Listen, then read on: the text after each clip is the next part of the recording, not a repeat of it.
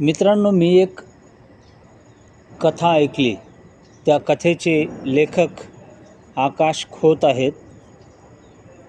त्यांनी अतिशय छान अशी कथा आपल्यासमोर मांडली आहे. एक खेडेगाव होते. त्या गावात एक शेतकरी आपल्या कुटुंबासोबत राहत होता. एका वर्षी खूप थंडी पडली होती. त्या थंडीने सारे काही थिजवून गेले होते, गारठून गेले होते. गावातील लोक आपापल्या घरात शेकोटी पेटून ऊब घेत होते. मात्र एक शेतकरी कामानिमित्त घराबाहेर पडला. आपले काम आटपून तो घरी परतत असताना त्याला एक साप दिसला.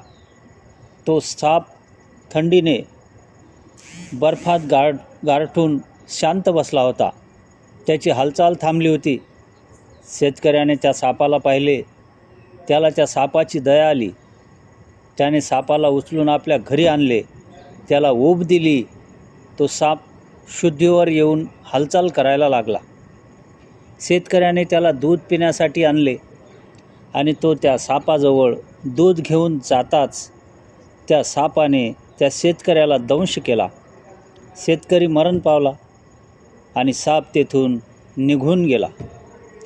मित्रांनो, ह्या कथेतून एक बोध घेण्यासारखा आहे की आपल्या सभोवताली किंवा आपल्या आसपास जे लोक आपल्याशी असे वागतात, कुणाला अडचणीच्या वेळी आपण मदत केली आणि त्याची अडचण दूर झाली की माणसंही आपला स्वभाव बदलतात.